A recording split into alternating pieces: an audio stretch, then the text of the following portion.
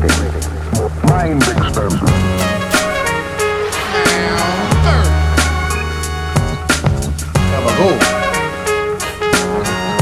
It's no sleep, baby.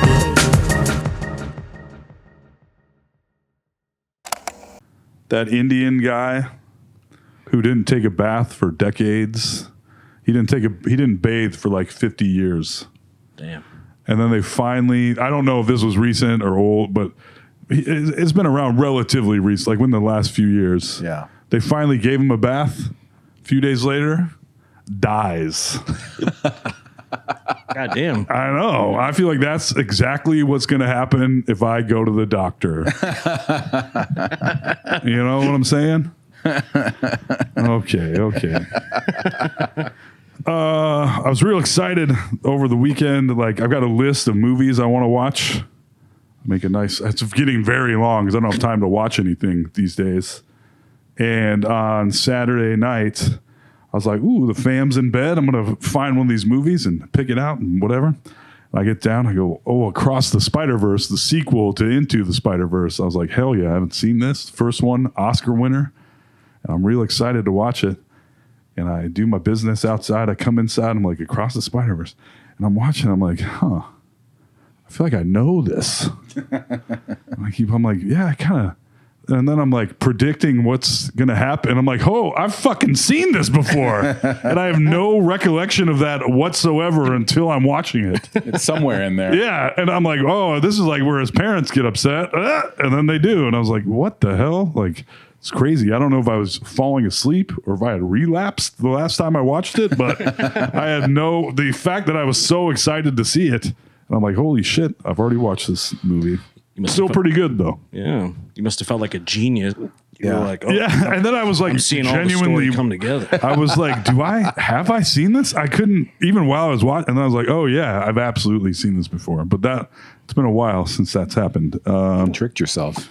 This weekend, I don't know if it was exactly this weekend, but it was the 40th anniversary of Labyrinth, the movie. Ooh. So theaters were showing that again. And my sister hit me up and she's like, hey, you want to go see Labyrinth? I was like, of course, we should go see Labyrinth. And she's like, do you think Everly could come? And I was like, I don't think so. That movie freaked me the fuck out when I was a kid. That's why I liked it, but it freaked me out, especially the beginning of the movie.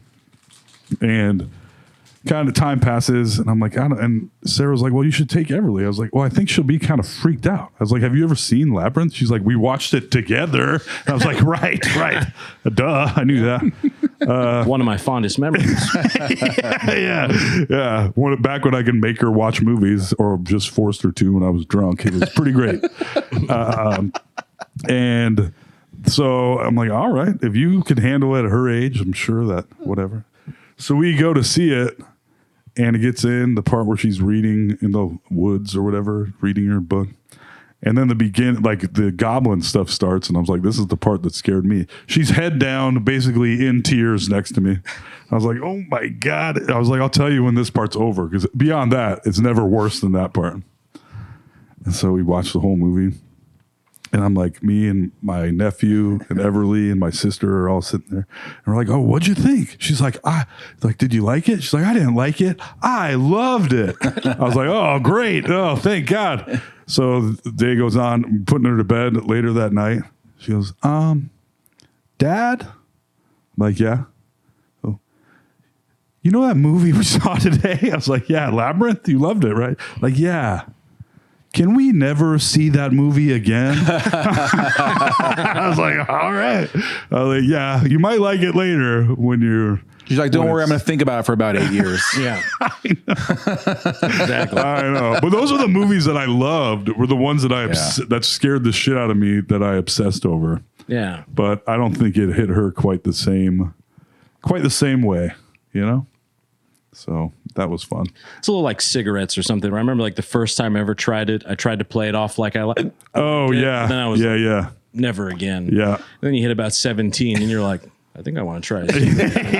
Yeah. It's had to power through. Yeah. Yeah. It plants a seed somewhere in there. So, yeah, that was it was fun, though. I was glad I went to see it. Yeah. You guys Labyrinth boys? I think you were just talking about Labyrinth. Yeah, weren't you? I like Labyrinth. Yeah. I rewatched that. I feel like within the last few years, Yeah. watched it from start to finish. I'm like, that's a real good movie. It is, and to see it on the big screen, you get even more of a sense of the detail and just like Jesus. Like when they're in that garbage dump, I never realized there's like other creatures with the pack full of like the garbage snail people or whatever you'd call them. Yeah. There's more than one of them hanging out in that scene. I was like, wow, this is crazy.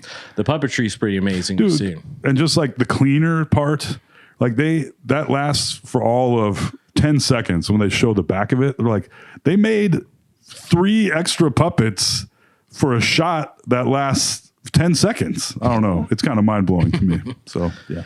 Yeah. And I think because I had watched it recently, I can only imagine on the big screen, but even on my relatively large TV at home in 4K, you could fully see the outline of David Bowie's penis the entire time. Yeah. And I was You're like, Everly, look away. Yeah.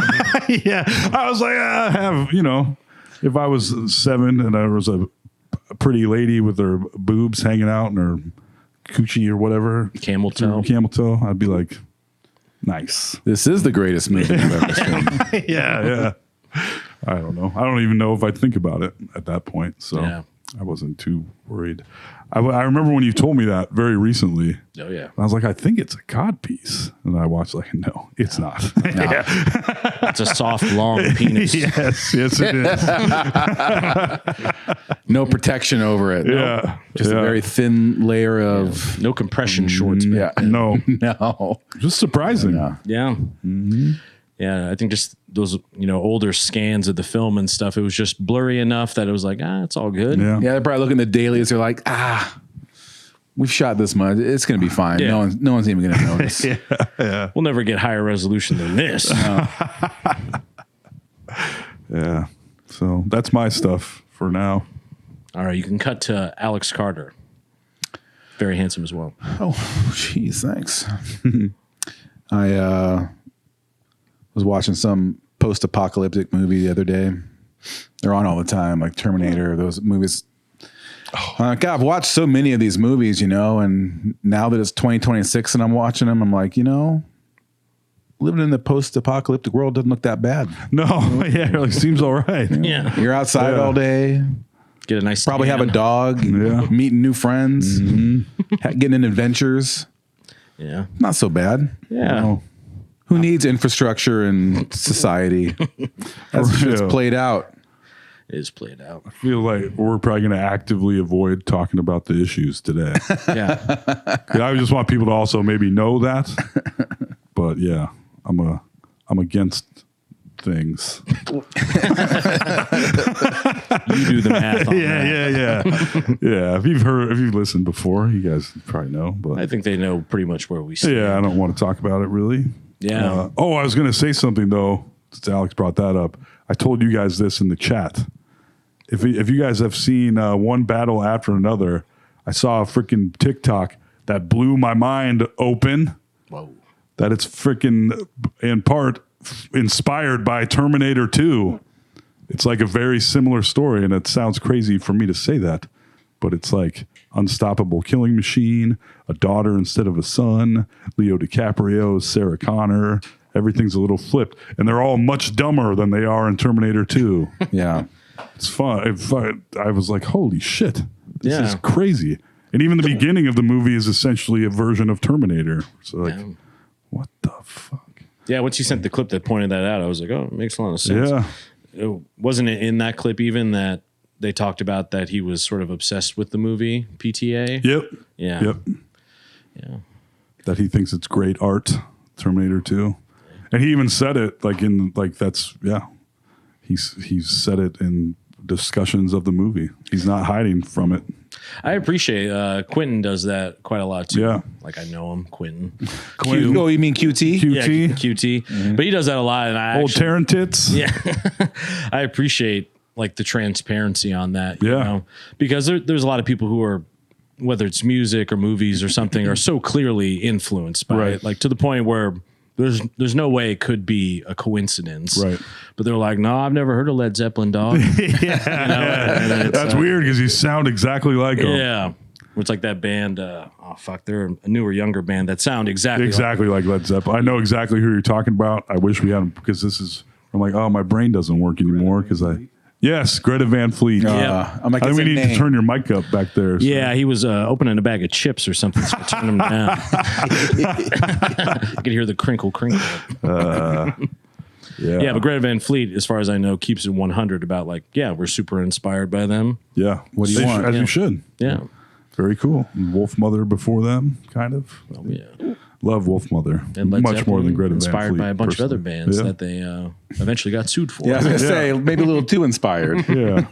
It's like Ray Parker Jr. was inspired by Huey Lewis. That's right. That's one thing I've learned a lot on TikTok, especially, is how much musicians have totally wholesale ripped each other off. Oh, yeah. And they always get caught for it. Yeah. And it won't even be like a direct melody or something. It'll be like they took a sample out, slowed it down, pitched it up, and they're like, no, that's still... It was like still from the Pointer Sisters. You got to pay them. Yeah. Vanilla Ice explaining the difference between him and between his song and Queen. Oh, He's like, theirs goes dun dun dun dun dun dun dun, and ours goes dun dun dun dun dun dun dun. You're like, what? Shut up. It's exactly the same. Like, what are you talking about? You only have to pay 98% royalty. Yeah. Oh, yeah. But I feel like with Tarantino, it's very obvious. You know, it's like homage. He puts it out there, and with if I hadn't been told, I even thought about it while I was watching the movie that the daughter, I was like, oh, this is like a John Connor situation. Didn't even, and then when I saw that TikTok, I was like, holy shit. Paul Thomas Anderson won, or his movie One Battle After Another won a whole bunch of Golden Globes last night. Yeah, won Best Comedy last night. He was giving a speech and he basically admitted as much. He said, we're like, guys like me, I was like, I'm a magpie. I just everything I hear and see, I steal and just build into my own thing. That's what we all do if we admit. But he's like, yeah, I totally admit to it. That's what life is. What I do. Yeah. Sometimes I sit here and I'm like, I'm sharing this stuff. Do I even have my own opinions? I don't know. Yeah. I know I like the taste of certain things. Yeah. I like looking at certain things, but I'm like. But even that I've been convinced on over time. True. Where sushi, I was like, not for me, dog. Yeah. Raw fish. I don't even like cooked fish. At that time, I wasn't a fish stick kid. I thought it was always gross. And then one pretty hot lady was like, you got to try it. And I went, it's good. I can really taste the fish. Yeah. But kind of like Everly with Labyrinth, where didn't like it, but choked it down. And I was like, oh, I'll save some for later. Just didn't eat any of it. But then, I think it was like 8-9 months, maybe later, I like thought of it. Like the taste came back into my brain weirdly somehow. And I was like, I think I want to try sushi. Right. It is very much all my favorite things.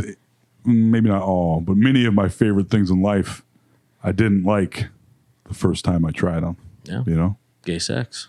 Yeah. First time I was like, no thanks. The 24th time, you're like, all right. Well, this might be okay. It's kind of grown on me. Yeah. Yeah. Well, and even with Paul Thomas Anderson, I think this is probably why him and Quentin are chummy too.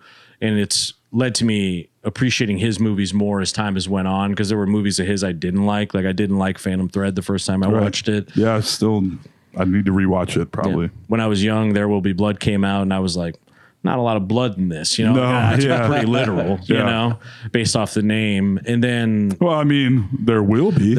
Eventually some blood. Yeah. But... wasn't there is. But I was like... It's blood. This is the movie for me. Yes. But I realized that a lot of it, and I think One Battle After Another is an example of that, is that they're almost like studies for him of movies that he does love. Right. Like, because he's obsessed with those old, like 50s, 60s, 70s directors and stuff. And a lot of these movies, kind of like Quentin, are almost homages or recreations or reimaginations, whether it's like the pacing or the way they shoot it or the lensing and all that stuff. Once I learned that, I still think you should be able to take a movie at face value and not like it or whatever. Right. But it did change my opinion, because I loved Boogie Nights from the first time I saw it, and I kept wanting Boogie Nights like movies again, and he just One Battle After Another, I feel like, is the closest to Boogie Nights he's got. I agree. Yeah. Kind of a bunch of dum-dums. Yeah, and just like fun and fast paced, yep. and it just kept moving the whole time. And Boogie Nights, I thought was great at that. But yeah, once I learned, I guess his ethos about why or how he makes these movies, I was like, I get it. As an artist or something, you want to try these other things. Yeah. You don't want to make Boogie Nights 10 times in a row. For sure. I think that's the problem that people have watching movies is that they want the thing from that guy again. And then when they don't do it, they're like, this sucks. Yeah. Yeah. But then after a while, I go, oh, maybe it was all right. Yeah. It actually makes me, in some ways, respect a band like AC/DC. I'm sure a diehard fan could break down like the differences between the different albums and shit. Yeah. But to me, it's like it always sounds like AC/DC. Sure does. Sure does. Yeah. And There's no question. But that's not a bad thing. No, either. it's not. Because it's like, I know, at least for me artistically, I have to stop myself from trying to change it every single time because I'm like, oh, that's what you're supposed to do. It's supposed to be a brand new thing and vibe and sound. But I think as the artist, sometimes that's the wrong impulse if you're trying to, I guess, succeed maybe, because if you a band puts out an album and they love it, and then the next album comes out and it's all like mumblecore EDM, something that's totally different than the first thing, it's okay for them to want to do that as artists, but then they also can't be too surprised if everyone that loved them from the first thing is like, this shit sucks. Yeah, I think that kind of happened. That happened to a lot of bands. Yeah, it happens all the time. Like MGMT, I think that kind of fully, like their first album, everyone was like, these guys are geniuses, came out of nowhere. And then they made more albums and people were like, never mind. Yeah. yeah. And it's hard, like balancing what you think the people want from you versus like what you want to make. Yeah. That's probably really hard, especially if you, like even like a guy like Jordan Peele, I feel bad for because Get Out was so big. It was like, how do you even follow it up? And then I could see that he was trying to do so much with that next movie, Us, I think is what it was called.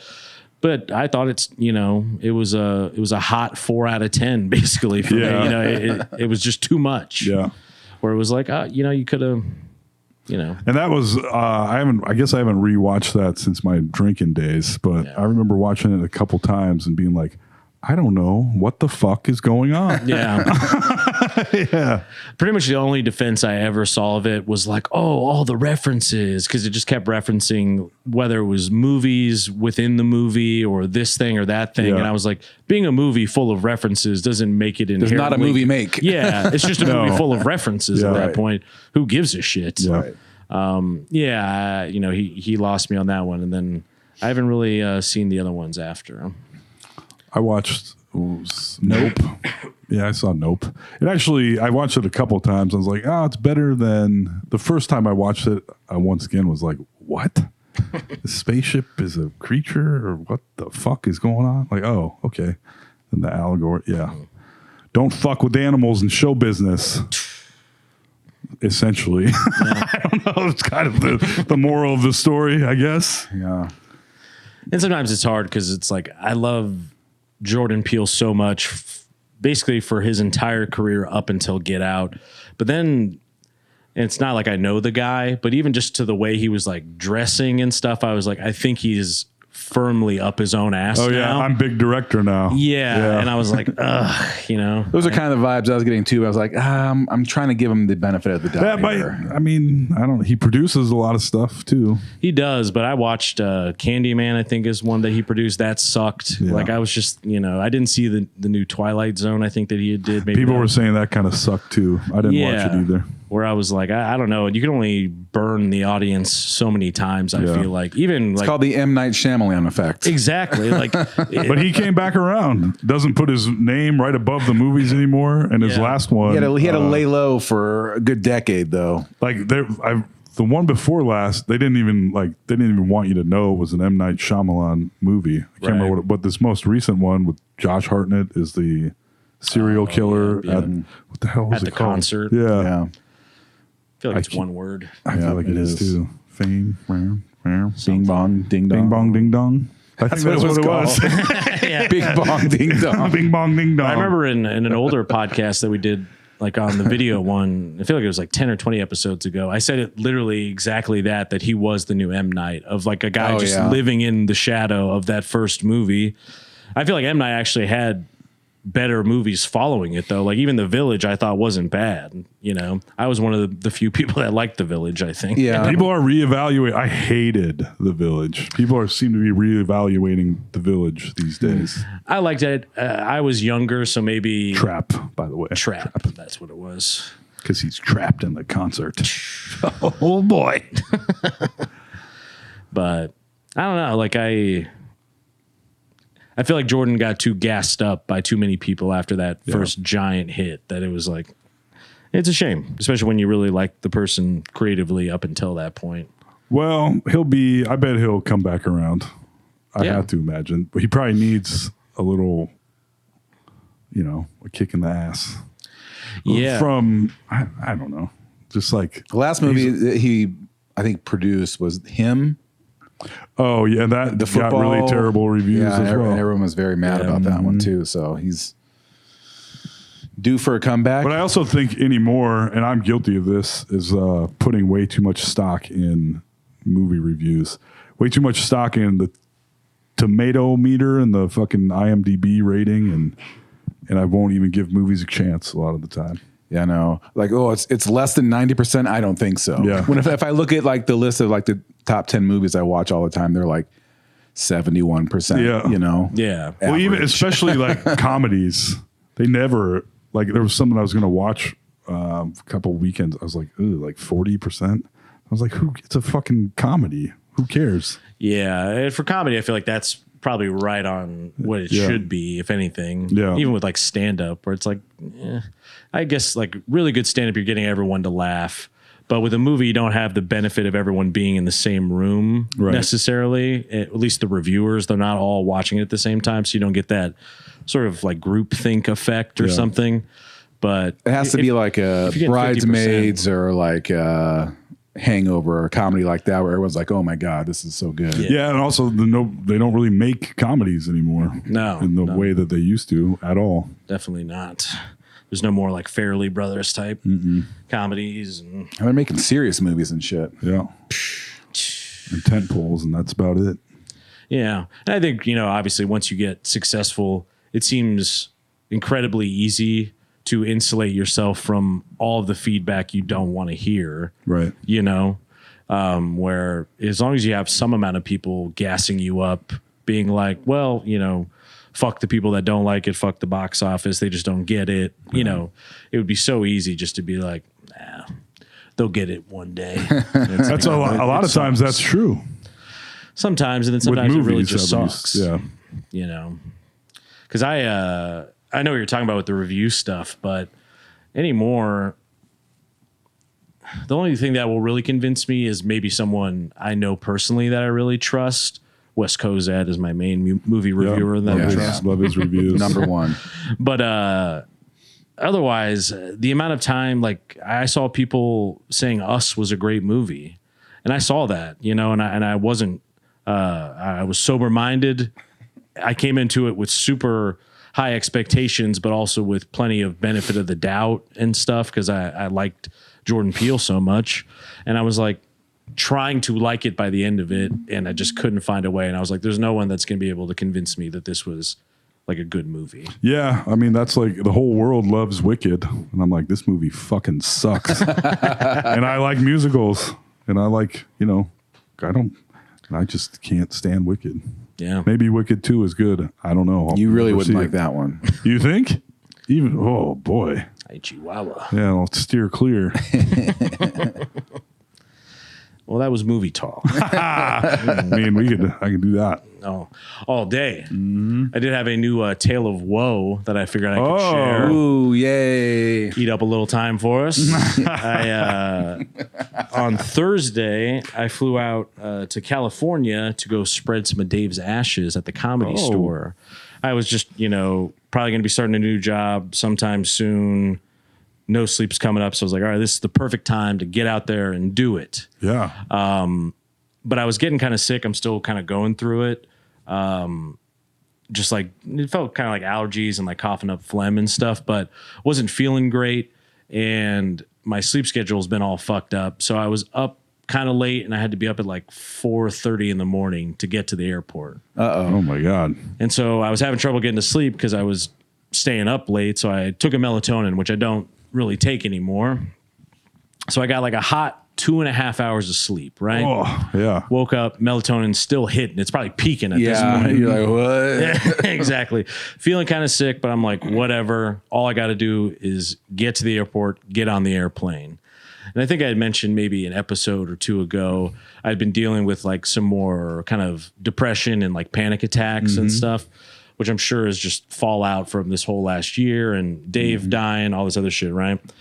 But the panic seemed to have leveled out a bit over the week leading into Thursday. So I was like, whatever, because I'm afraid of flying, but I was like, haven't felt too panicky lately. It's all going to be fine. Get to the airport, get through security. It's all good. Get into the airplane, and I'm sitting there. Everything's still fine, and I get seated. It's me and about 12 Asian people who all appear to be a part of like the same family or party, right? No problem. I'm there in my seat, and for whatever reason, we're late, like taxiing out of the spot, right? And it turns out that people I couldn't see. I was about midway in the plane. In the back, were like standing around, talking, fucking with baggage. Okay. Taking forever. And so then the flight attendants start coming over to the horn, the talk thing, intercom. There you go. I got it. The talk thing. The talk thing. The talk Bing box. bong ding dong. That's right. And they're like, everybody in the back, if you don't get seated, we are not pulling out of the gate, right? Right. And so now I'm having a little too much time to think about everything that's going on. The plane is totally packed. I'm in the plane. And then as they're like trying to corral these people in the back via the intercom. Was it the Asian people? The Asian people were not. Oh, okay. But then they start interacting with me, but they're not speaking English, right? Yeah, yeah. And so I have my headphones in, but they're starting to like turn in their various seats, and I have like 7 or 8 people's eyeballs all on me, like talking to me in a language I don't understand, right? Yeah. Perfect. And so I pull out the earbuds, and I'm just like, yeah, for sure. Just put the earbud back in, and then they're still talking to me, and then they're like looking more, I don't want to say aggressive, but they're making a concerted effort to like talk Hey, to me. bud. Yeah. Like, we want your attention. And I'm like, all right. And they're talking to me, and I'm like, I don't know what you're saying, right? Yeah. And it keeps going for minutes, and I'm just like, What? I don't know what's happening. The flight attendants are getting frustrated on the intercom with the people behind us. The plane's not leaving yet. Melatonin kicking my ass, feeling sick, and so the anxiety's starting to like rev up a bit. Yeah. And then I see the pilot door open, right? And then the pilot's coming out, and he's talking to the stewardesses, and they're all like, I'm going to turn this plane around. "Yep." They reopen the door that goes to the whatever, that little pathway you walk down. And now like one of the people who help load the luggage / security people are now in there, and I'm like, oh shit, we got a situation Yeah. here. And then while all this is happening, flight attendants, the pilot, the Asian family is still trying to like get something out of me. And I'm like, I don't know what you're saying. And they're just like, speaking all these languages I don't understand. And it's at this point, it's a full team, an Asian family, an Olympic team of Asians, Okay. coming at me. Yeah. And I'm like, I cannot figure out what the fuck they want at all. And at this point, I'm like starting to have an out of body experience, essentially. Right. Because I don't. It's weird to have a bunch of people that you don't understand, like trying to get something out of you. Yeah. And I'm locked in. I'm like a sardine vibes. And this is the middle of the plane, so I have no leg room. The seats here, and I'm up against the window. And then before I even know what's happening, I'm picking up my bag like off the ground, like that was sticking out, like my man purse or whatever. Yeah. And I'm standing up, and they're like, where are you going? That's not what those aren't the words they're saying. Right. But you can tell they're like, oh wait, Yeah. And I'm walking to, like, before I even understand what's happening, I'm walking to the front of the plane, and I'm like, hello, my name is AJ Simmons. I'm having a panic attack. I would like to leave the plane now. Oh man. Because that's what I felt. I was just like, this is not going well. Yeah. I'm getting the fuck off this plane. Yeah. Because I already don't like being on them. And then if I start thinking too much about the fact that I have nowhere to go, you know, it freaks Right. me out. Yeah, I You get know, it. it's like a weird claustrophobia thing.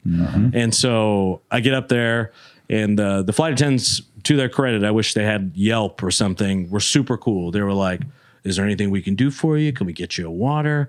Blah, blah, blah. And I'm like, I just want to get off the plane right now. Yeah. And then she's like, all right, well, we're going to have to deboard you, but that's fine. And then she turns to the pilot, who's now like with the door still open, but sitting back in like, you know, the pilot captain Right. chair. And she kind of leans in. She's like, we're going to have to deboard one of the passengers. He's having a panic attack. And the pilot goes, He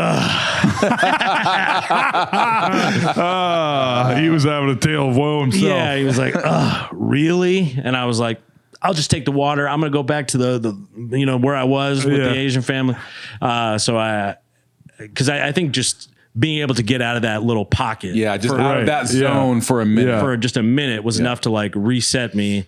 And so I'm going back there, feeling the anxiety creeping back up, and I'm like, I'm going to have to ride this out. And so I get to like right where that pocket of people are, and I have my bag, and I'm like, oh yeah, sorry, let me squeeze in here, you know? And then at that point, they had found one person who could kind of speak English in, you know, the army of people who were talking to me, and they were like, we want your window seat. We want your window seat. And I was like, I want the window. I don't want to, you know, I'm already not having a great time. I want the window. The window gives me comfort. Right. I like to be able to see. Yeah. I don't want to be on the aisle or anything like that. And luckily, right as that was happening, the flight attendant comes, like I didn't see her coming. She comes up from behind me and she taps me on the shoulder and she's like, would you like to move up to 3F? You know, the seat number. And I was like, that sounds great. Yeah. And so now I'm in first class. Oh, shit. Never been in first class. Wow. Now I have like, you know, 4 feet of room in front of my legs. Feeling a little bit better. I'm like, all right.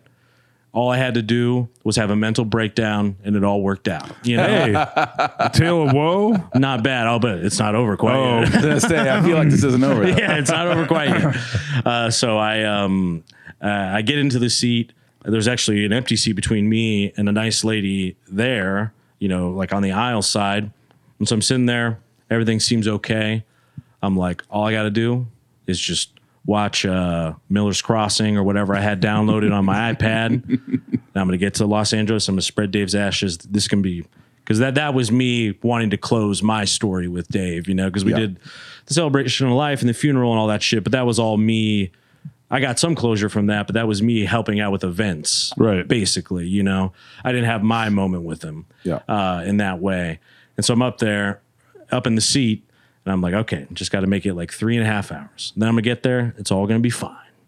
And so from the moment we take off, for about an hour and a half straight, it is nothing but turbulence. Oh, baby. Yeah. You know, just nothing. And I'm like, ripping on the seat. The lady next to me is like, oh, geez, this guy's a psycho. Whatever. And it's like so pathetic because like it was very nice of them, but both flight attendants, minimum 10 times in like a 3.5 hour flight, kind of lean over the seat, but not very quietly, are like, you doing okay, sir? Yeah. You want some extra pretzels? You want a water? I'm like, I am pathetic, but I'm making it work. But hour and a half straight turbulence. Then it stops. Then it's beautiful skies. Oh, I forgot to mention that it was so early that it was still dark out, and that was kind of creeping me out too. Yeah. I don't like flying at night. It wasn't night, but it wasn't. You know, it's daylight savings and shit, so the sun wasn't up that early, and so that was freaking me out as well. I mean, 4:30 is night. Yeah. Yeah. Night coming into morning. It also feels like in the past couple weeks at like 7 a.m. because it's been so cloudy, it's been like pitch blackout. Yeah. More so than it has. I'm like, Oh, yeah. what the fuck is going on? Like, It was all so weird and like, you know, when I get real anxious, I start to dissociate and kind of fight or flight anyway. And that was, I really felt myself, like I was watching myself pick up my bag and just like gunning for, the exit. Yeah. I was like, even if this shit was off the ground, I'm jumping out. Yeah. Right. I'll be fine. Yeah. I'll be fine. I'd rather I am going die. to jump out. It's the ocean down there, right? I'll be Yeah. okay. Yeah. Like, no, sir, we are over the continental United States. I'll probably be okay. Yeah, I'm Let me out of here. gonna roll the dice on this. Yeah. There's some soft stuff down there, Yeah, too. that's right. I've heard stories of people surviving.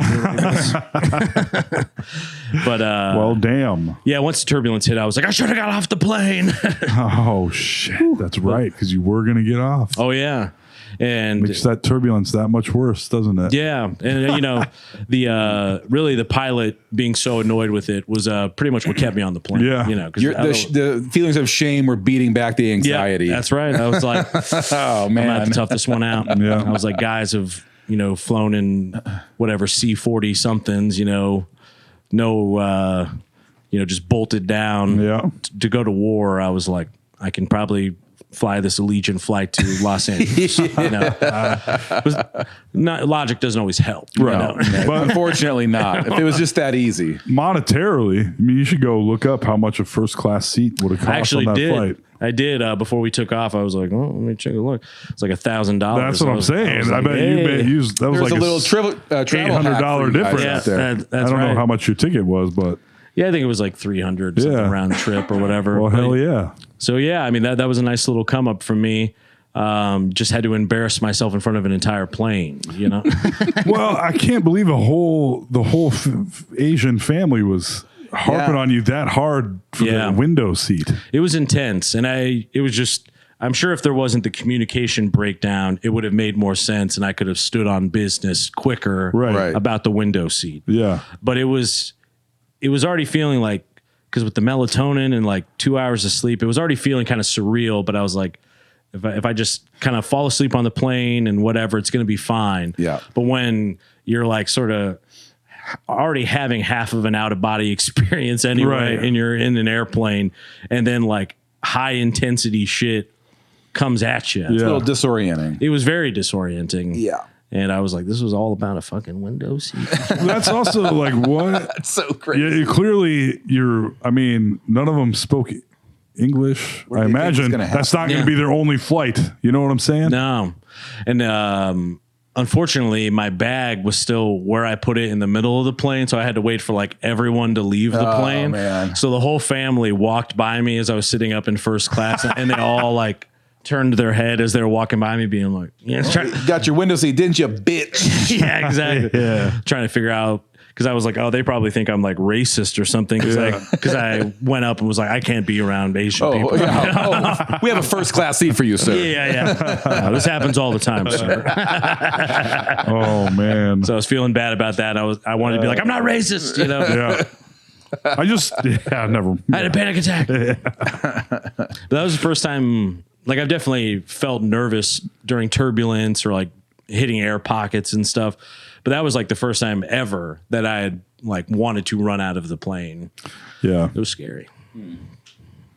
Damn. But you made it. I did make it. And once we were up in the air, honestly, I felt like better. It was sitting on the tarmac. Yeah, it's the energy of everything just fucks you up. Yeah, because you can feel everyone else getting tense as well on the plane because they're all Right. wanting to get there on time. People are farting around the back and the pilot's Yep. yelling at people and an Asian Sounds family's terrible. trying to fight Yep. you. And Yep. It was That's the part. Like I haven't flown that much, and I don't mind the flying for the.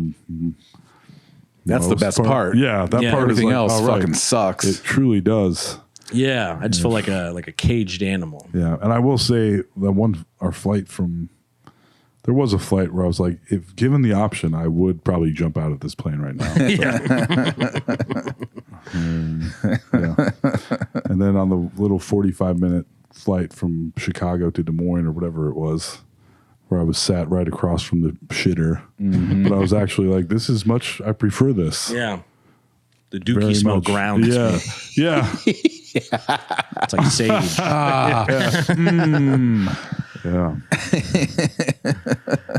And I was worried that something on the way back, that some other kind of, weirdness was going to happen. Calamity? Yeah, calamity, exactly, was going to happen because there was a little family, like 3 people in front of me, and the person directly in front of me, also in the window seat, seemed to be a younger guy. I'm going to guess like 20s, but I think he had some kind of neurodivergent disability, whatever you're supposed to say, because he was sitting there and he was rocking like this, Oh, boy. right in front of me, and his must have been his sister and his mom were like, "What can we get you? Do you need anything?" And then he eventually calmed down, but then started ripping the craziest farts I had ever smelled. Wow. I know, and I was just like, "Not again!"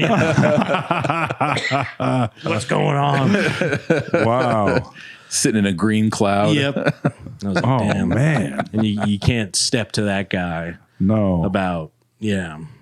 But that was all right. I would take the farts over the entire family, like trying to debate me in a language I don't understand. Yeah. I agree. Oh, man. Absolutely. But we survived it. I illegally spread some of Dave's ashes in front of the Comedy Store. Very Nice. nice. Yeah, yeah. Got to see Pauly Shore perform as well. That was nice. He was actually pretty funny. Nice. I feel like, he gets maybe rightfully a bit of a hard time Yeah. or whatever. But stand-up wise, I thought he was decent. Good. Yeah. Got to see Mark suppose. Maron again. That was cool. Nice. Yeah. Did you talk to him? No, not this time. I didn't have Dean Del Rey or anyone for the hookup. So, but I got to see the main room, which is like the biggest of the 3 rooms for the first time. So that was pretty cool. That is.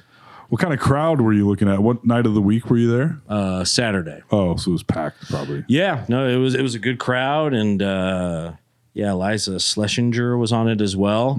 I feel like I've heard people complain about her stand-up specials and stuff like that, but I was actually really impressed with her stand-up. Sure. Like materially, whatever.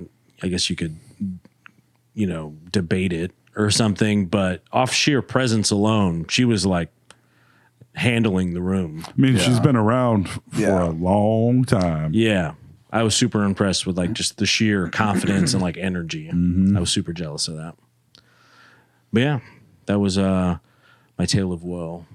I survived it, but A woeful tale indeed. How'd the Yeah. flight back go then? No problems? yeah, I mean just the Just the farts. just the Oh, farts. just the farts. Yeah, just the farts and like just at that point I was afraid that I was gonna panic again. So when I saw the kid kind of going like this and just acting erratically, I was like, oh boy, yeah. Got a live one. Yeah, but he seemed to chill out. Once he got, I guess, some headphones on or whatever. Right. But yeah, it's just. I think it's just not having an escape was hard for I me. agree. I feel that. Yeah. Once that little claustrophobia where you're like, there is nowhere to go. Yep. And I'm very uncomfortable. Yeah. Too bad we don't have high-speed rail in these here United States. That's why I thought I was like, I'm going to do Oregon Trail style. Yeah. For all my future trips. Start taking the bus like John Madden used to. Yeah. Taking 9 days to get across the country.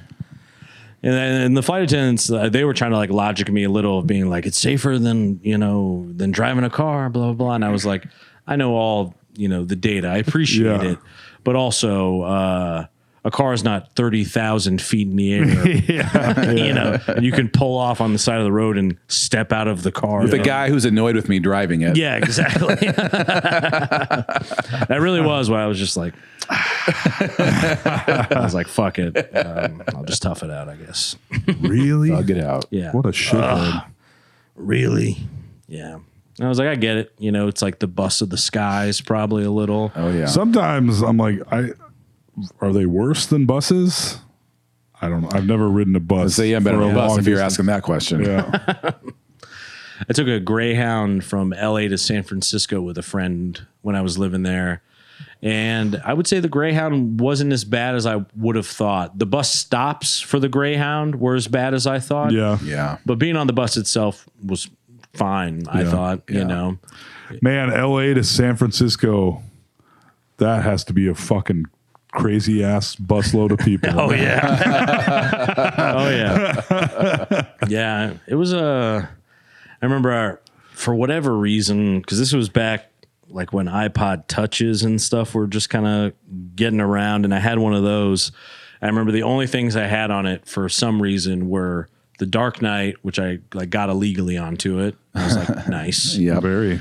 But I watched that enough times. I was like, damn, I need something else. And then I had It was one of Eminem's albums, but it was one of the ones when he was like back on pills, and he was doing a lot of voices. A lot of these like weird voices, A lot of character voices. I never owned an Eminem album.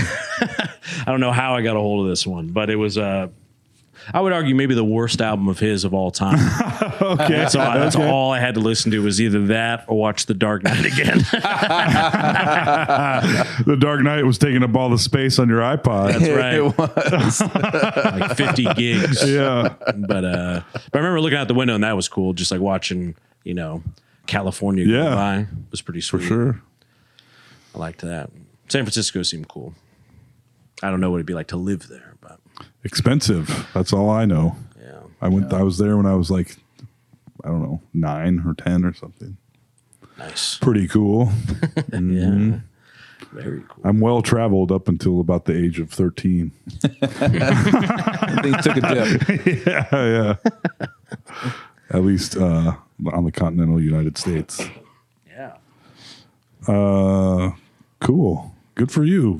Thanks, buddy. Yeah. Yeah, it felt good once it was all done. I was like, I feel like I faced a fear. Yep. In a way, I got as close as one could to backing down from the fear. You made an attempt. I made an attempt. It was thwarted. I tried to run and then was, more or less shamed into sticking it out. And I was like, I'm glad I did, Yep. because otherwise I just don't know when I would have been able to pull it off timing wise anyway. Yeah. I think just from the lack of sleep and melatonin and being kind of sick, it was just a perfect storm of like everything seemingly going wrong, at least what it felt like. Yeah. But yeah, by the end, it was, worth laughing about. For sure. I wonder how many I bet there's not a lot of people whose ashes have been spread at the Comedy Store. I can't imagine. Yeah, I think it's like super illegal. I'm sure. Yeah. Pretty cool though. But I was like, there's remains. like, probably homeless people pissing here. Like, I'm like, a little dust isn't going to hurt. Who cares? Yeah. I think it's awesome. Yeah. And that was one of the first trips him and I ever took together, like as friends, was to go check out the store. Yeah. That was, we're doing like right before we knew we were going to be taking over Tees, but we hadn't yet. And that was like our little research visit. And he went there a ton of times. I think even before he had started comedy. Yeah. He would go there and lurk and kind of meet people, That's how he met like Dean and Lucas Hurl and those guys. Yeah. So He met Lucas at the store? Yeah. Yeah. Interesting. I think Lucas overheard him talking about Iowa or something and was like, "Oh, are you from Iowa?" Because Lucas is from here too. Yeah. It went from there. Nice. But yeah, hopefully he can haunt that place. And I think I'll take some more of it and go to the Comedy Cellar and do that over there as well. Oh, cool. And then keep a little bit for myself. Put on To smoke. Put on some toast. Yeah, later. yeah, exactly. A little cinnamon sugar and Dave's ashes spread on some toast. You live in me now. Or put in a plant, maybe that'd be kind of cool. That would be cool. Yeah, I'll figure out something with that. But yeah, I got just like a little container of it. It's interesting because there's like sort of white dust, which I guess you'd expect, and then like little bits of like bone fragments. But then there's also like little black rocks, which I think must be like other minerals that just get. It's Mountain Dew. Yeah, I mean, that's probably true. That's aspartame or something. Pure, uncut. Yes. Yeah, just like little like black, looks like little black lava rock. But I'm assuming, just different minerals and stuff that cook down different. Yeah. Interesting. Yeah. Yeah. I'd never seen like cremated remains, myself before. Yeah. So I was like, oh, interesting. You ate some, didn't you? Yeah. I have to. I got to try this. Gum some real quick. Yeah. Oh, yeah. Anything of note happened with you guys recently? The labyrinth thing. Oh, that's right. Boy, there definitely probably was some stuff. Went to the doctor. Oh, shit. Whoa. you're still here. A real doctor? Yeah, a real one. For a reason or just a checkup? Just checkup. I haven't been in a couple of years or so. Yeah. Nice. Yep. Got the old 50-year-old works. Got my colonoscopy scheduled. And Ooh. They Got hit you some with the physical prostate? therapy. No, we didn't do that one, You were like, I think you forgot something. Yeah, bending over. Excuse me. I nared. I've been waiting. I'm ready. I nared. But the diagnostics came back all right otherwise? As far as I know, yeah. Hell yeah, brother. Yep. They do like blood work and everything? Shit. Yep. Give me a little blood, little pee. I love going in. Little pee in to my get the blood. pee, Yeah. mix them together. Yeah. I love going pee at the doctor for their little sampling. And like when you're done, you have to open the little pee closet and put it in there. Yeah. You're like, I'm like, is there someone else's pee in there? And there was. And it was like rust colored. I'm like, yikes. Ooh, Yeah. I have some pretty nice looking piss over here. Yeah. I don't know about that guy. Yeah. That guy's in trouble. That guy's in trouble. You look closely A on little the label. dehydrated. You saw Migraine right there on the label. You're like, don't want to dry snitch on him, but yeah. Whenever I'm peeing in the toilet, I'm always like, hey, that's pretty clear, not bad. But then every time I've peed in a cup, I feel like I get too good of an, I think the white of the bowl makes it like look a little better. Then when I sit there, I'm like, it's a little more yellow than I thought. When it's in the container like that, it's all warm. Like this tastes terrible. Yeah. Yeah. We got to get you in for some diagnostics. Yeah, I'll do that soon, I think. I've been thinking I don't want to, leave these kids in the lurch. Yeah. Don't want to put the Migraine Mulholland family in hock. No. It's a good feeling too, because I haven't been in a while. I'm like, I'm always psych myself up. Of course, the older you get, you're like, they're going to find all these terrible things. Yeah. And you worry about that. And then you go there and then they're like, yeah, looks pretty good. You're like, really? You're like, psh. I'm untouchable now. Yeah. I guess I've been doing better than I thought. And this time I came clean. I told them that I vape and I do smoke weed.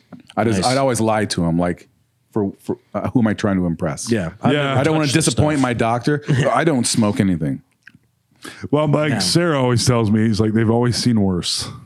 That's true. You're certainly not the worst. Yeah. Right. I said, well, it depends on what aspect of life we're talking about. Right. But going to the doctor, you're probably right. Well, nowadays it probably wouldn't be too bad to tell them the truth, A couple of years ago, it'd be. Yeah. Like, you tell me, we'll be right back. They leave the room for 5 minutes. Yeah. Toll, you want to come out here? It's a giant circle of doctors. We brought a grief counselor for your family. Yeah. Like, oh shit. Yeah. Yeah. We thought he wants to ask you some questions. Yeah. A grief counselor for your family. This is our palliative care team. What? Yeah. I think it'd be a lot better now, probably. It makes me kind of wish I would have gone before, Just to see. Yeah. Just to have a before and after shot of my liver and stuff. Wow. Well, and the liver can regenerate. It can, like the only organ that can, I believe. Yeah. And if you had like cirrhosis or anything like that, just from even being adjacent to all of Dave's appointments and stuff, you would definitely know. Yeah.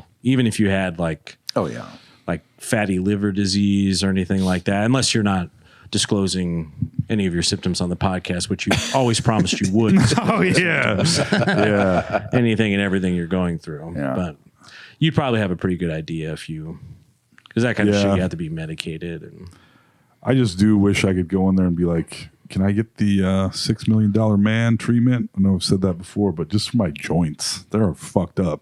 yeah. And that's something where I'm like, that's just, there's probably some physical therapy stuff, maybe, but mostly I think the answers are surgical, I'd have to guess.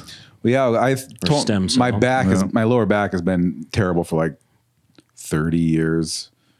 And we talked about it before, but I always just give up on it. So this time I'm like, let's take a look at that. And he kind of like poked around and had me do some things. He's like, I think it's your hamstrings. Go do some physical therapy. I bet it gets better. Oh, so it's like If I go sciatica, there and like I go and do like a bunch of stretches for a few weeks and everything's better, I'm gonna be really mad at myself for being well, but you horrible also be pain. happy. No, I will be, but it's Yeah. like I've always assumed that like I have to get like back surgery or something. Right. But Well, and if you don't do that stuff, you might have to. I know that's the whole thing. That's why I'm like, Yeah. I'm 50. Let's take a look at all this shit.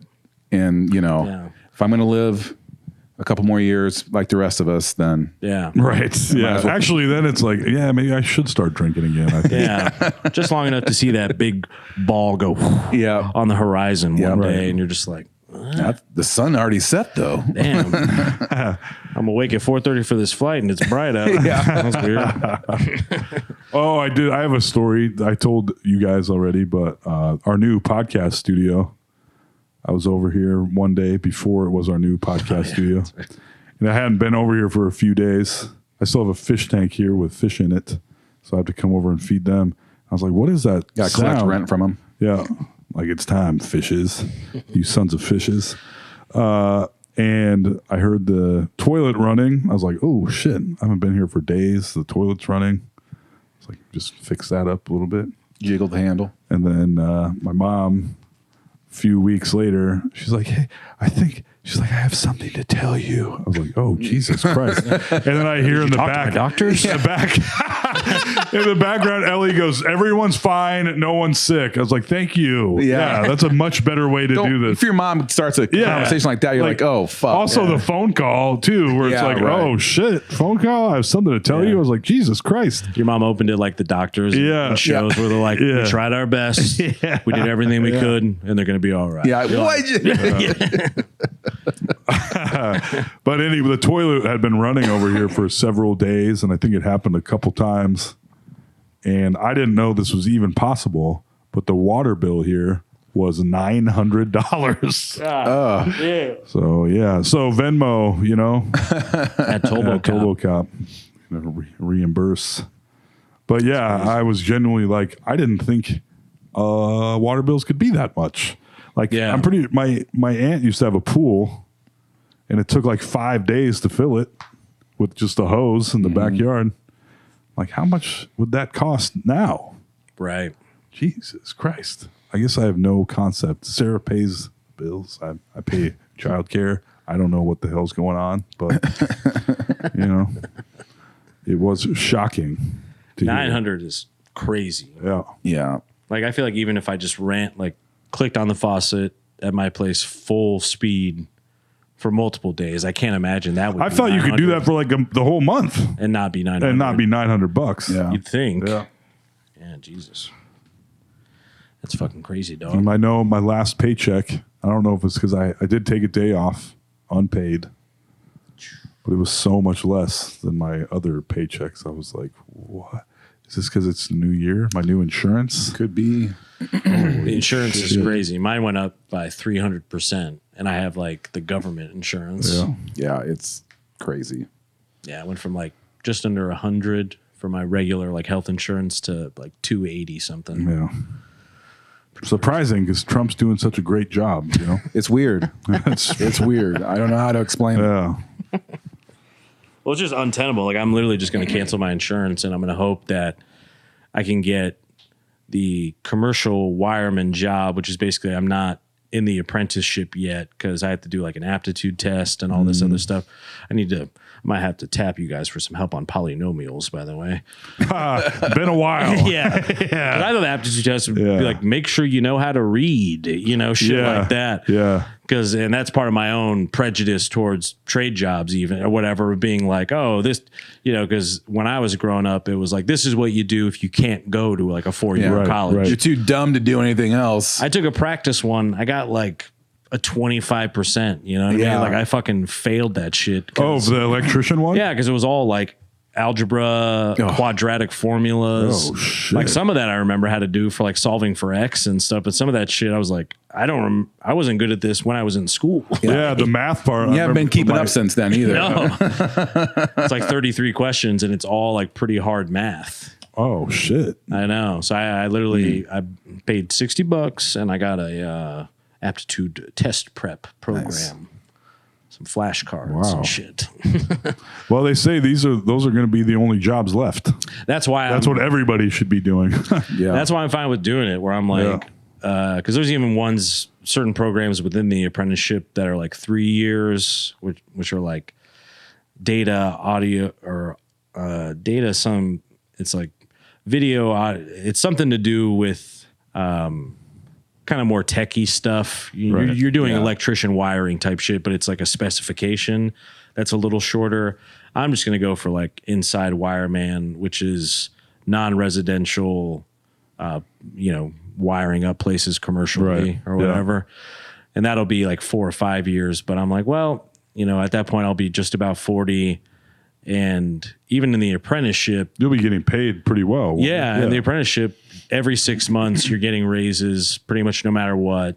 And I think it maxes out during apprenticeship currently at close to 70,000 a year. Yeah, and you'll be union getting kick-ass benefits. And that's what I'm talking about, where I'm like, just the benefits alone at this point are going to make that worth it. And the union and everything, as long as you can pass these tests and whatever, I can still work basically as just like a helper, a commercial wireman is what they call it, I guess, or a construction wireman, just helping like cut cable for people, but still making whatever, 20 something an hour. Yeah. And get benefits while I wait to be accepted into apprenticeship. So I'm like, once I knew all of that, when I talked to Reem, I was like, fuck graphic design, fuck it in its ass. Because I'll look at fonts when I get home. Yeah. After making money all day. And I can do that as a side stuff and still like make websites and things for friends or my own shit. Like it'll always be a part of No Sleep stuff and whatever. But it's still have like, that whole skill set you can use for whatever. Totally. But you don't have to rely on it. But I've literally applied to over 50 jobs, got interviews for like 6 or 7, got pretty far along in some of these, but I'm like, a wise person once said, go where you're wanted, not tolerated.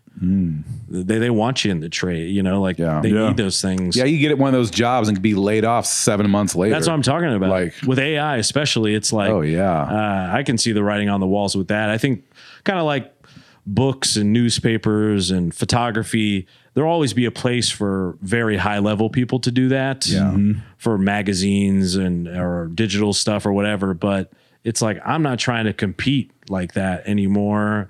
I have work that I want to do with those tools, but like, I'd rather just, and especially like not be in like contract work anymore. Like I want to know what I'm working and leave work and I'm leaving work. Yeah. I'm not like home answering emails all night and, on call and shit all the time, getting paid, time and a half or double for overtime doing the electrician shit. I'm like, my only regret is that I didn't do it sooner, but I was running the club, so it didn't really make sense. Yeah. Right. But and the first day you can show up for work and be like, so guys, when do we strike? How does that work? yeah, Explain that to me. exactly. Yeah. Daddy needs a raise. Yeah. And he doesn't want to work. Because that's something that even if you could use AI or robotics to like maybe troubleshoot some things, there's no way they're going to be in a position, even with how fast that shit's growing, to be able to be doing that work physically. Oh, I don't know if have you seen the new Atlas robots? I've seen some of them. We're a ways away, though. Well, they're already in production to work in auto factories, I'm pretty sure. That's not bad, but I think like even doing like framing and construction, it's there's all those little things. But I guess maybe I've been wrong with cars too, where even in LA they have things, I think they're called Waymos, which are totally driverless cars that are just Ubers that I saw people taking and it was working, even navigating through kind of complex, weird like turnoffs and things like in parking lots that would not be on like a Google map clearly, that it was able to figure out and rationalize its way Pretty through. fucking amazing. Amazing. I know they've caused Just problems stay off my electrician shit. San Francisco and, they get in the way of emergency vehicles and stuff. So not perfect. Yeah. But it is pretty impressive. There's driverless cars going around LA. It was cool weird to to see. see. Yeah. I would probably do it for the story, I guess, just to say I had ridden in one, but I'd be a little scared. It would be a little unnerving. You'd be trying to 10 seconds down the road, you're trying to open the door. And then the Waymo would be like, ugh, really? I'm fine. I'm fine. Yeah, that's fine. I just need a water. some pretzels, maybe. What are you? Some kind of pussy? Yes, exactly. But it feels like the trades are at least like the best shot right now. Yeah, for sure. If you're not 100%. already working, but even like the people who work high level in tech, I'm like, AI is, you can ask AI to like write code. You Yeah. can, all these things. The people who Yeah. Oh no, the created only AI. safe jobs they're saying, I mean, are going to be the trades. Yeah. Like they're saying you should be a plumber, be an electrician, yeah, be a carpenter. iron worker, Yeah. Ice cream man. ice cream man. Now we're With the talking. plan. It's that's why I'd love to get Be a told, beer maybe. delivery boy. Yeah. No, it's fine. That's just more about, working in general. It'd be Yeah. nice to, I wouldn't mind doing that myself, but Well, I can be the canary in the coal mine as a for you. union laborer, do they what kind of hours do you work? So, what Reem had kind of explained, and then what I read is basically that, so say like Baker Electric here in town, like some of these giant ones, they're going to be building out some new complex or building out a data center. They're contracted via, Facebook or whoever is there, whoever the contractor for Facebook or Amazon is to build out that facility. They're working with Baker, and then Baker's like, we need like 200 electricians. Maybe they have a certain amount of those that are working specifically, like they're non-union, working for Baker as employees, as electricians. Okay.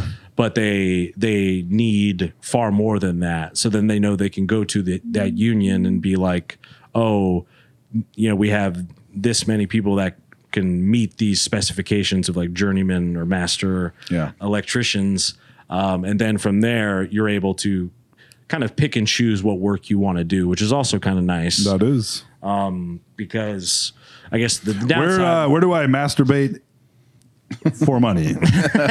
Yes. I'm looking to be a union whack offer.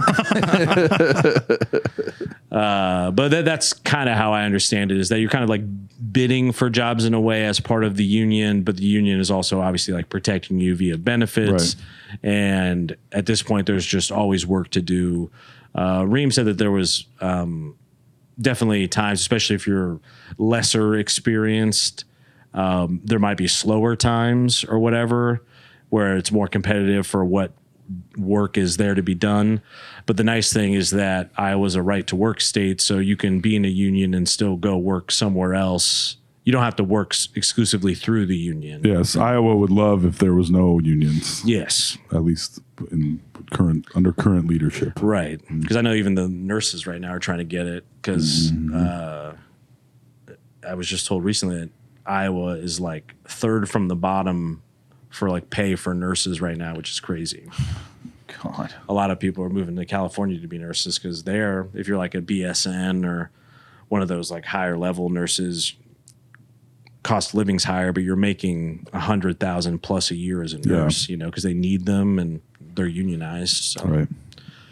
But yeah, so I'm sure there's still plenty for me to learn. But tomorrow I got my electric globe. I got my resume printed out, and I had to find my diploma. They need the diploma or whatever Jesus, to prove that you graduated, I guess. And luckily, I was able to fucking track it down. I have no clue. Yeah, or I'd if you have to a get in college touch thing. with my high school. Yeah, I think as long as you can get like a transcript Yeah. or whatever. I just remembered that my diploma was somewhere in storage. And I was able to root through old pornography and a bunch of other shit and tracked her down. Nice. Is there really old pornography? There's a little bit of old pornography in my storage. Yeah. Very nice. Yeah, but I'm excited just to have hope of something, because it's so fucking depressing, like applying for shit and Yeah. It's just the worst. waiting and waiting. It's Where the worst. it's like I want to work. I'm a hardworking guy. It's like, not a good time for Yeah. your line of work either. no, Yeah. it's not. And I'm just like, But that's general lot, technology and internet stuff is yeah. tough right now. And it's all learning from itself, and it's like pushing out every actual person. It has no need for us in almost all ways, except like keeping it charged or plugged in, I guess, and shit. Yeah.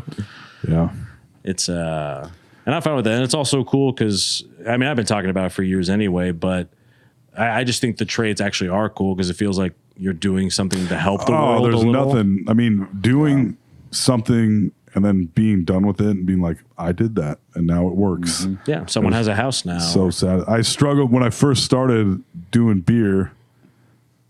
That wasn't, I loved it at first actually, but then I would start to feel like I just set this down or clean a beer line or whatever. And I'm like, there's nothing satisfying about this. Where when I was landscaping and installing pool tables, there was really something satisfying about that, because you start a job, there's nothing there. Yeah. And then when you finish, you're like, look at what I just did. Pretty cool. Something exists now. Yeah. Yeah.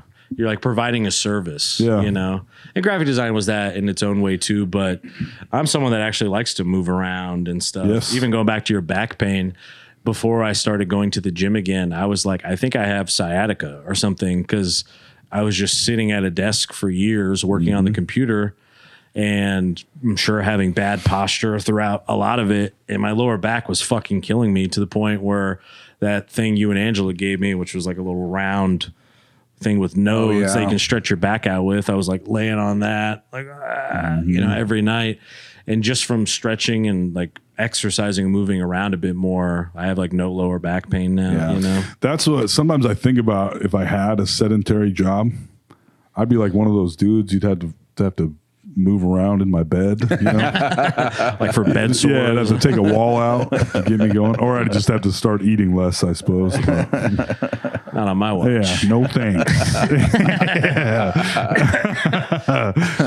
But it is pretty. I was like, damn, over the last month, what was it, January.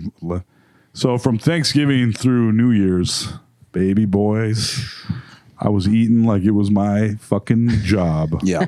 Ice cream every day, pretty much. And then I'd be like, damn, I should weigh more than this, honestly. Not to, people are like, fuck you listening to this, but I was like, I do have to work my ass off at work. So You're getting some steps in. yeah. Yeah, I'm excited. Like, I'm just to have like a skill, even. You know what I mean? Like graphic design is a skill too, I guess, or whatever, but like something that is not in the digital world. Yeah. Where it's like, oh, Doesn't feel the same then. yeah, it doesn't. Where like, despite framing being like a back-breaking job, and I didn't like my boss, like you said, it was still cool to leave that job after a couple of days, and it looked like a house with no siding and no shingles yet or whatever. But you're like, oh, that's kind of cool.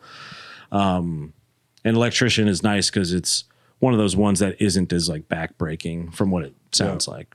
You know, you're still going to be dealing with hot days and cold days and shit like that, because likely there's no HVAC before electric. Nope. You know? Yeah, can we get the HVAC guys in here first? Like, no, dummy. Yeah, You got to give it the electricity. exactly. But just having something that feels like it's improving society, I guess, or something, feels cool. Like even if it was like digging ditches and stuff, like I think love digging. Yeah, I love it. I would still enjoy it. Digging a hole, man. It's fun. I remember when I used to landscape, sometimes we'd just go places and they just plant a tree. Like this is the best. Yeah. Digging a fucking hole. I mean, that book Holes was very popular when I was a young man. Yeah. And I remember being like, I want to go to this detention camp so I can dig holes all day. Like, He's got a new book called Holes now. It was in the storage space. Yeah. Nice little coffee table book. I think Danny T gave you that for Christmas, didn't he? That's right. Conversation starter. And she wrote the foreword for that. Yeah. I'm excited to, I'll keep everyone posted on my electrician journey. Yes. Yeah. Very exciting. I have to go get some tools, I think. But even just the fact of, it almost makes me feel like probably what it felt like in like the early 1900s and 1800s when they were like building the first like skyscrapers and stuff, where it was just work was aplenty and you could walk in and they'd give you a hard hat. And that's really what, even though the unions, Make you work for 14 hours? Yeah. For a shiny nickel. Yeah, one day off a week. Yeah. Yeah. But just like, having a place where like, no, we want you. We need your help. We need people doing these jobs versus like begging people to pay me. Like, Can I work on your computers? Yes, exactly. No. Showing up, waiting weeks. Like, Hundreds of people want to do it. yeah. Yeah. just going somewhere where they want you. You know, I'm like, it's exciting. It is. Very cool. I hope it works out. I think Yeah. yeah. Well, maybe if it does, I'd love to bring you in the fold. Yeah, I might check it out. It'd be That cool. once you brought up that math stuff, I was like, ooh. That's what. I'll lend you my my flashcards and stuff like that. It sounds like you were pretty good at school when you. I was all right, but then I got to sometimes math really killed me. I know on the ACT I would have had an okay score, but if I hadn't fucked math so hard, I would have had a great score. Yeah, math was never like. That was always like a middling subject for me, where pretty much up until I could get through geometry, but was struggling, and then anything beyond that, I was like, nah. I was all the subjects I couldn't take in by osmosis, where it's like a lot of the subjects I could just sit there, and if I was present in the class, I was like, I got this. Yeah, But with math, it was like if you didn't do it, you didn't fucking know how to do it. Right. And I'd be Yeah. like, okay. Yeah. You're like, yeah, I don't know how to do this. It's like Once you got that to clip that of point. Beetlejuice. They're like, Beetlejuice, what number is between 1 and 3? And he's like 17. They're like, no, really think about it. yeah. Okay. Yeah. And he's Fine. like looking It just- around. yeah. Right. He's like, 1 and 3. Yeah. Yeah. 27. No. It is amazing how that dude's brain works. It is. Like, you can still form sentences. Yeah, pretty And well. seem too. like seem like you're not even. But then it's like, whoa. And he still has like enough of like the faculties working where he still wants to like brag about getting pussy. You know? Yeah. Where he's like, I fucked her. Yeah. I already fucked her. Fucked her a couple times. And for people that don't, we're talking about Beetlejuice from Howard Stern. Yes. People don't know that. Yeah, they're not doing a very good impression of Beetlejuice. Michael Keaton. Yeah. The Beetlejuice. Not to be confused with Michael Keaton. Also, his calligraphy, is that real? That's fake, right? Oh, Beetlejuice's handwriting? Yeah. I don't know. I don't think I've seen anything about this. What's the I saw a deal? couple videos that show that he can do like calligraphy. Wow. Beautiful I was like, handwriting. there's no fucking way. I don't know. Like I've seen some pretty stupid people that have great handwriting, like in my own life. You know? Yeah. And then very brilliant people who have like weird chicken scratchy, I've seen a lot, indecipherable handwriting. tons of stupid people graduate from college, make lots more money than me, and go on to have rich lives, Yes.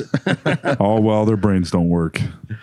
Well, that's why even with this trade thing too, where I'm like, I don't even need to be rich. Like if I right now making 70,000, by the time I finish, if it's close to like $100,000 or whatever, I'm like, that's gravy, baby. Yeah, yeah, that would be amazing. Like I've never made over 40 grand in my entire life, like in a year, Yeah. So even where I'm going to be starting before apprenticeship is probably going to be more than that. Yeah, that's true. Literally being like, So you're gonna pay me more than I've dunce. ever made, and I get holidays and all that, and I'm in a union, and I get overtime. overtime and benefits. Okay, sounds real good. Mm-hmm. All right, I'm leaving the ice cream gang. I'm gonna be an electrician too. Yeah. Fuck it. Tired of these people. Oh yeah. Because I don't know. I think Reem might be already like a master electrician. Probably at this point. He's been at it a long time. Yeah. Yeah. I know he's definitely out of the apprenticeship. And he did it like in New York, which probably would have been crazy. Yeah, Yeah, Just that's out there. right. That'd have been some wild jobs, I imagine. Jeez. The mind reels. Yeah. Yeah, we're doing it on time. Oh, no.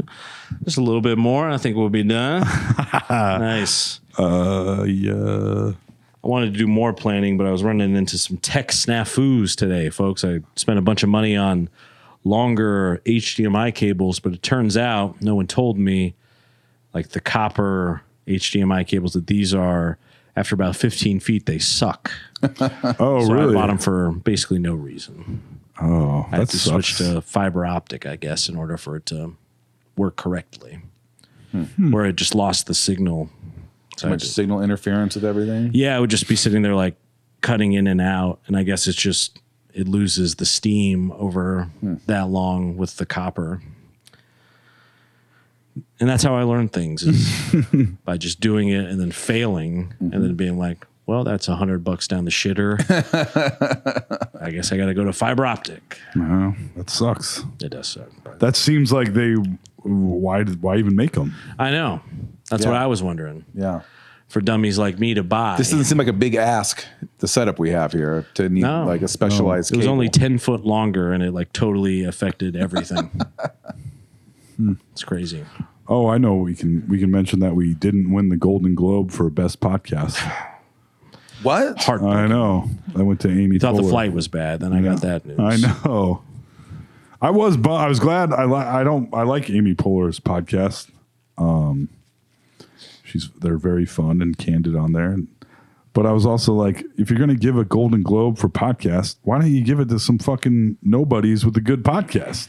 Right, almost like they do for Oscars, where it's like, it's not, or it's rarely the biggest movies of the year that are even up for those awards. You know, they kind of purposefully go niche. They go over movies nobody likes. Correct. Yeah. And if it was for podcasts nobody likes, we would win. It would be a clean sweep. Yeah. Good for her. Yeah. It is. It's hard to not be a little resentful when it's like, have ye not enough? Yeah. You know? I feel like podcasting was a home for fat losers like us, you know? I know, right? Well, you just want kind of like to see, and I said that to Sarah. She's like, well, everybody that got nominated was super famous. And I was like, oh, probably Smartless. Yeah. Probably, I don't know. That Dax Shepard podcast or whatever. Are you kidding me? That shit's fucking lame. And then they talk they do the interview and then they talk for another hour about it. When I listen to it, They do like an autopsy on it? I guess. And I was like, I feel like the only thing I ever see, and I don't even know if it's related to that podcast, is him and Kristen Bell being like, yeah, we pretty much wanted to cheat on each other the whole time and still do. yeah, I did see something about that recently. Some article, and I'm like, all right. Yeah. Wow. I guess you don't have to podcast about it. No, or just do it. Who fucking cares? Yeah. I mean, if that's how you feel, have at it. Because I saw that she straight up said she wished she'd had sex with more people. Or Yeah, it's like always that. shit like that where I'm like, I mean, you know. Thanks for telling us. Yeah. You know, I mean, I guess You can. I've said plenty of embarrassing things on here Right. as well. But I'm doing it for the hopes of fame and fortune. Right. You already have it. Yeah. Yes. That's when you roll those back. Yeah. I'm sure you could work something out, you know, Yeah. if that was really, if you both want to. Yeah, and it's I brought it up to Sarah a few times. She's not into it. Okay, well, I just wanted to ask. Yeah, all right. Okay, jeez. Wow. open line of communication. Yeah, I didn't think you just shut it down like that. Yes, I did. Did you even think about it? Yeah. Well, now thinking about it, I feel like it almost makes sense that people would divorce so easily being rich and famous because it's like the options are endless, Yeah. you know? Not I think saying that's we're sticking with where it people kind of- because we have no options. But I think that's where it kind of inverts on itself. Because I'm like, you're rich and famous and you're cheating and you're like, and this is where, if I start talking about this on the podcast, but why are you getting married, you famous idiots? right. What are you getting? Why is anyone getting married? I don't understand it. And I'm in a committed relationship and I just don't understand it. Yeah. And we were even talking about it tonight. Comment, I Alex. was Yeah. Married Alex. Yeah, I'm all for it. I know. Yeah, I love it. Yeah. Makes sense to me. Yeah, I think it's nice to, I guess, commit in that way. Probably It has to be. Yeah, I mean it goes without saying, but I feel like people don't. But like, you have to find the very right person to do that with, because then it's a real partnership, and you're together, and everything you do is like you're a team. Yeah, but what does it change if you're doing that married or unmarried? Just put a title on it. Lots of legal ramifications and I shit. suppose. Who wants those? Well, they're forced upon you. So. Yeah. Yeah. I don't know. I've been railing against it my entire adult life. Oh, yeah. You have all the trimmings of a marriage, Yeah. but you don't have the We're governmental pulling stamp. a Kurt Russell, Goldie Hawn. Yeah. I mean, I think obviously it's not Whatever the- works, you know. Yeah, right? obviously it's not the end of the world. Yeah. Because even like on the court side, if you're together long enough and like cohabitate and shit, Yeah. if you're worried, not that you are necessarily, but if you were someone who was worried about losing half your shit, you're losing it. If you're like been together that long, Right. you know what I mean? Like the court's gonna see that through. Oh, I'm gonna have to get a post nup. Yeah. Post nup clarity. No, I don't want one of those. I need to take half of Sarah's shit. Yeah. That's what I'm gonna do. Become accustomed to a certain lifestyle. Yeah. I'm just kidding. Alimony, isn't that what it's Yeah. called? All these autobiographies are mine now, Sarah. Hey, that's right. She loves an autobiography.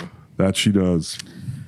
Yeah, I'm sure there's, like the vestige of the union or whatever is stuck in my head, and that plays a factor in it. And I've even, a kid who went through a divorce, but I still, like, there is something that does seem like I feel like they were originated something to cool about it, I guess. facilitate misogyny to some degree, where you're like, Sure, now my yeah. wife is, she's mine. She does all the work. the old ball and chain. Yeah.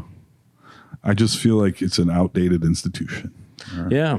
No, I mean, I hear you.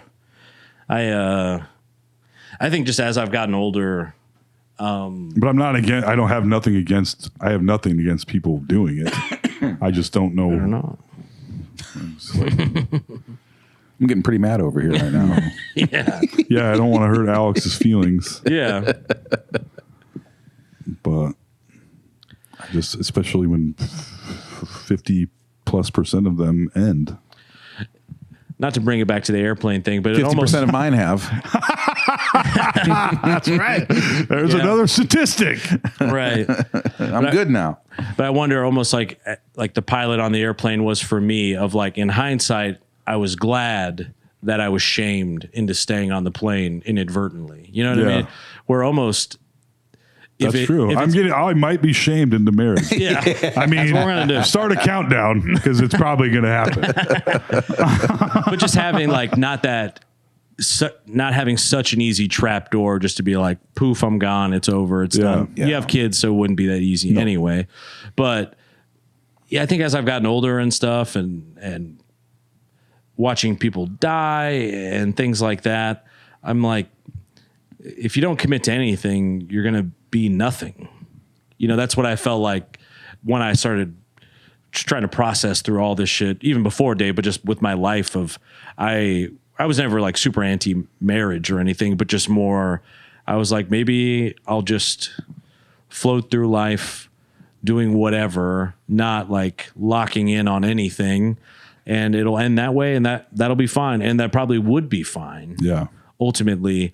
But as time went on, I feel like I realized that a lot of the people that I admired and respected the most who I met in my life were people who did commit to something, whether it was a marriage or like a career or something like that, where I was always just so ADD about everything, including women, even, I was paralyzed by the options. Yeah. Right. Where I don't know, there seemed like there was some kind of dignity in just locking in or something. And even then you can still divorce or whatever. All right, that's where it's also like, what are we doing here? You gotta do a blood You can oath. still end it. Yeah. I mean, it's not like it's all about, I think they want the official, the ring and the ceremony. And there's I cool get things it. about I that understand too. it to some degree. Yeah, that part of it I get. Yeah. Well, because my dad, when he got remarried to my stepmom, they did like a very non-traditional thing where it was like they each had like a beaker of sand that they poured into a thing and it all mixed. So it's like you can remix that shit and like make it your own. It doesn't have to be a Catholic wedding, God forbid. Yeah, it's even like with you two or whatever, like the times that we've had like little fights or fallouts and stuff, many times my doing, unfortunately. But or whatever. Yeah. I had my roles in these, right? But in those moments, especially after the fact and then reflecting on it, I was like, I want to commit to these people being my friends. Because there were times in my life where if it went sideways with a friend, I was like, you're dead to me. Yeah. It's fucking over. Like, I'm not going to talk to you again. Yeah. And I don't know if I was better for that, at least with some of those people, Some people you are better. gotta Oh, ask, yeah. I mean, it's. I've also like. I think every woman, with the exception of like 3 or 4 that I've dated, would have, if I asked them to marry me, they would have done it. What does that mean? They'd be crazy You know not what I mean? I'd say yes if you asked me. I'd like to marry you guys as friends. Yeah.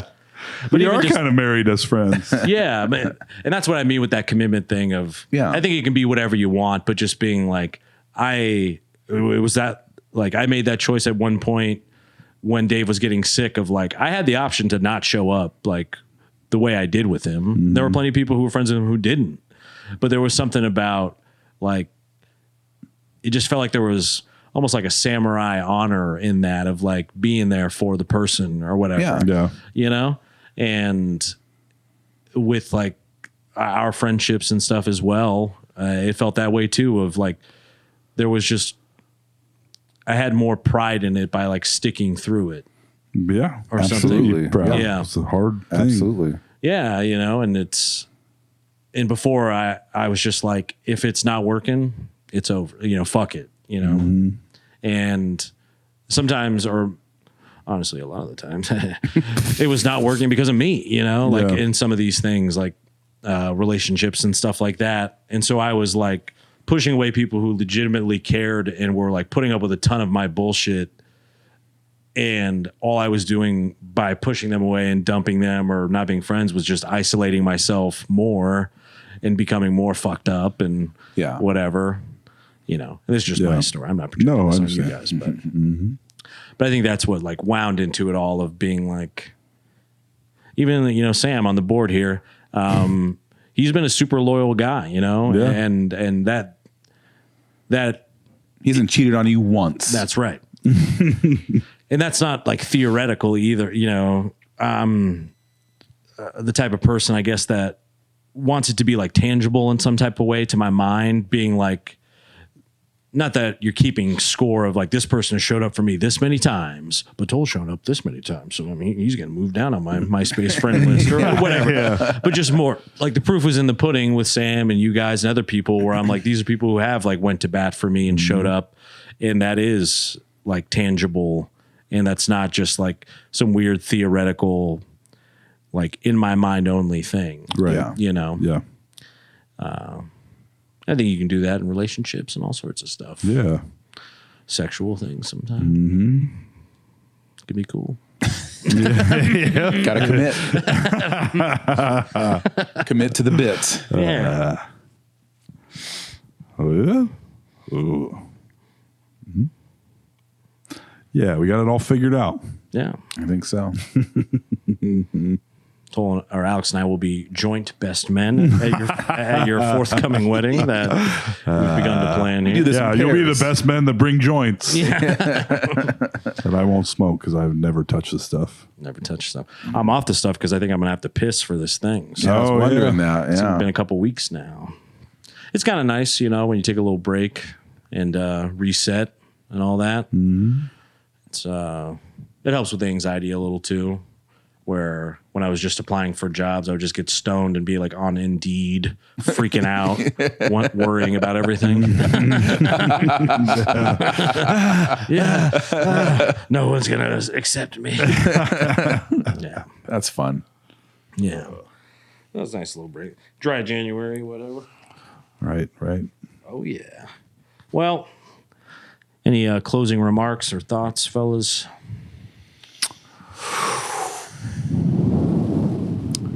January is almost halfway over. Crazy. What a year it's been. Let's do a recap of the news to end Yeah. the podcast. Off to a rocky start. Things are going great. Yep. The fall of democracy is upon us. We can still legally podcast up to this point as of January so far. 12th. That's why we're really trying to get them in there. Shit. before ICE breaks in and arrests us for I don't know what. It doesn't matter. Yeah. But yeah. Good time. Luckily, they stay out of the red states. That's one thing we got going for us right now. Yeah. It's one thing the red states have going for them is that ICE avoids us. 'Cause Yeah. we're cool. We're not till the second wave. Yeah. The first wave has to finish first. Yeah. Yeah. That's absolutely I say true. that's by not the a way. joke, by the way. Yeah, that's fully true. Yes. We got till at least summer. So Nice. There's hey, join ICE. 150 grand right off the bat. Jesus Big Christ. sign-on bonus. No, No, do not do that. no, Yeah. that's not something I'm willing. But that's what, let's make the job markets terrible. We got a bunch of idiots with no jobs, and let's offer a shitload of money to do a terrible thing. Yeah. I'll take it. Yeah. So my final thoughts. Yeah. It pretty much falls apart for me completely when it's like not identifying yourself masked up. It's horror. It's so fucking horrible, That's like dude. the first stop in it where I'm like, you lost me. Yeah. You know? Because with like immigration and stuff, I do think, I think shooting a lady in the face was pretty bad too. yeah.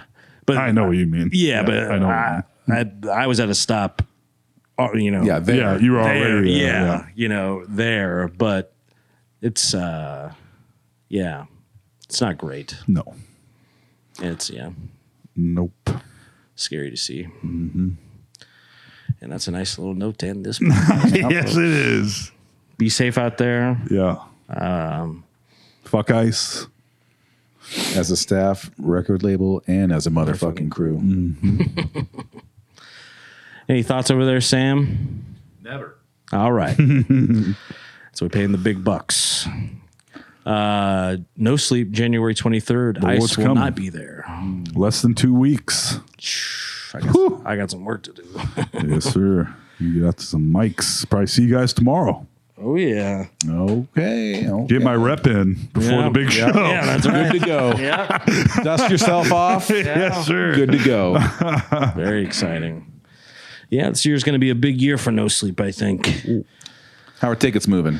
I don't even ask, honestly. Really? Good. I imagine Fuck it. wonderfully. Yeah. Yeah. So, I mean, I've had a lot of people, even like the person who does printing for me over at Copycat was like, me and some friends are going to buy some tickets, you know? Yeah. I don't always take that to heart because I've been like, Tons of my work buddies, a lot of them listen, and a lot of them say they're going. So yeah. I think, I mean, we've sold out Woolies every time we've done it. So I'd like to think that we'll be able to do that again. yeah, And the ads have been doing well. And Yep. so, yeah. I'm doing all the stuff I know how to do, and then I'm just going to let whatever's going to I'm happen. often happen. like, I'm part of this internet. You can stop advertising it to me. Yeah. I know. My face is always the first time I'm like, there. Yeah, again. yeah. All right. I go to like it every time. I already did. Yeah, I think that's part of it. Is if you liked it, then they're going to give it to you. Yeah. or whatever. I'm like, that's my head. That's the back of my head right there. That's right. Yeah, the ads and stuff have been doing great, which Yeah. is nice to see because that, despite all the shitty parts of social media, I do worry about if everyone kind of phases out of it in some type of way, how people How like do you me would promote shit. That's you know? what I think too. Yeah. That's like the one thing that's kind of nice about it is that you can. But it's also not working like it used to. Well, you do it on every platform, but there was a time where you'd be like, a show on Facebook. Yeah. Facebook events. Yes. Yeah. Here comes everyone. that was my bread and butter. I would like Oh yeah. plan my whole life off of those, you Yeah. know? And now it's like, I don't even half the time see the invites to things. And I don't even, sometimes there's it's so important many, shit. and some are like meaningless. It's Yeah. like, what even, yeah. All I get is invites to like pages from people I don't know for pages I have no interest in. Yeah, Yeah. that's fun. Yeah, that's nice. Yeah. Yep. Yep. No Sleep January 23rd. Come on out. It's going to be a great show. That much I can tell you for sure. It is. Guarantee. And then Venmo at Tobo Cop. We got a $900 water bill to pay. That's right. That's right. Black Hat Ice Cream here in Des Moines, Valley Junction, and downtown. Correct the mundo. Come check them out. Join the Pint Club. That's a great way to spend a little dough. Get some ice cream regularly. Hell yeah. Thank you to Sam for stepping in Yes, on the thanks, board Sam. tonight. You to Man. Sam will also be on No Sleep. He'll be headlining it. Won 4 times. My God. God damn. What the hell? I haven't won once. Been on every single one. Sometimes I'm hosting though. So That's Yeah. true. I'm exempt this time. that's right. It's kind of a relief. And you get to be on stage the most besides Yeah. Sam. I love hosting. It's fun. Yeah. Are you going to wear a suit? I hope so. No, I have. I'm gonna wear something else. Okay. Yeah. All right. Well, look forward to that, folks. Gonna wear Z Cavaricis. Stonewash. And yeah, No Sleep the Podcast. AJ Simmons, thanks for tuning in, everybody. Tom McGran. Now I'm Alex Carter. Bye. Bye.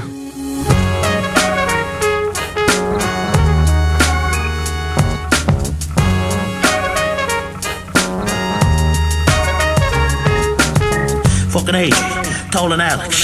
They're fucking hilarious. This is a certified hood classic.